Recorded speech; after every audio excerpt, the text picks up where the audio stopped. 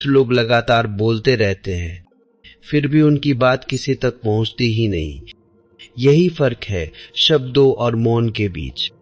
हम बचपन से सिखाए गए हैं, बोलो, जवाब दो, अपनी बात रखो। किसी ने ये नहीं सिखाया कि कब चुप रहना ज्यादा समझदारी है। अब एक बहुत छोटी, बहुत आम कहानी। शाम का समय था, टीवी चल रहा था, मोबाइल हाथ में था, बच्चा कुछ पूछ रहा था।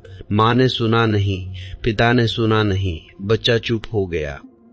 उस दिन घर में कोई झगड़ा नहीं हुआ, लेकिन उसी दिन घर में मौन ने जन्म ले लिया। ध्यान देना, ये मौन शांति नहीं था, ये अनसुना किया गया मौन था। मौन के दो रूप होते हैं, एक जो जागरूकता से आता है, दूसरा जो उपेक्षा से पैदा होता है।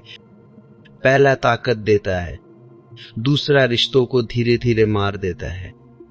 अब दूसरी तस्वीर देखो, एक आदमी है, बस में खड़ा है, कोई उसे धक्का देता है, बिना देखे, बिना माफी मांगे। पुराना आदमी होता तो तुरंत पलटकर बोल देता, लेकिन आज वो आदमी बस चुप रहा। उसने देखा धक्का देने वाला पहले से ही थका हुआ है, पसीने में है, आंखों में घबराहट है। उसका मौन कायरता नहीं था, उसका मौन समझ था। और अजीब बात, कुछ सेकंड बाद वही आदमी पीछे से बोला, सॉरी। मौन ने उसे बदल दिया। मुल्ला नसीरुद्दीन गांव में मशहूर थे अपने मौन के लिए। लोग कहते, मुल्ला तुम बोलते क्यों नहीं? एक दिन किसी ने बहुत जोर देकर पूछा, मुल्ला तुम्हें गुस्सा नहीं आता क्या? मुल्ला ने कहा, आता है। तो फिर दिखाते क्यों नहीं? मुल्ला बोला, क्योंकि जिसे दिखाना पड़ता है उसके पास होता नहीं है। यही मौन की असली शक्ति है। कमजोर आदमी इसलिए बोलता है क्योंकि उसे डर होता है कहीं वो छोटा न पड़ जाए। मजबूत आदमी इसलिए चुप रहता है क्योंकि उसे पता है उसे बड़ा होने के लिए शोर की जरूरत नहीं।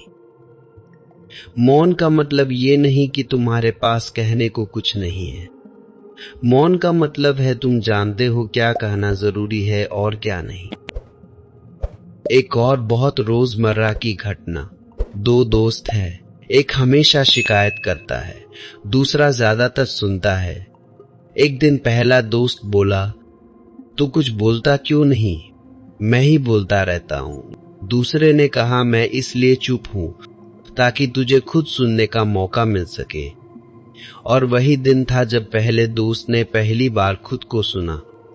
मौन दूसरे को चुप नहीं कराता, मौन दूसरे को खुद से मिलवा देता है। इसलिए याद रखना, जहां शब्द लड़ाई बन जाते हैं वहां मौन समाधान बनता है। लेकिन ये मौन डर से नहीं होना चाहिए, ये मौन जागरूकता से आना चाहिए। यहीं से मौन की शक्ति समझ में आनी शुरू होती है। और अभी तो ये बस शुरुआत है। अब जरा और गहराई में उतरते हैं। कई लोग सोचते हैं मौन मतलब चुप रहना, मौन मतलब दब जाना, मौन मतलब हार मान लेना। नहीं, मौन इनमें से कुछ भी नहीं है। मौन एक बहुत सजग अवस्था है। एक पति पत्नी थे। पत्नी बोलती बहुत थी, पति सुनता बहुत था।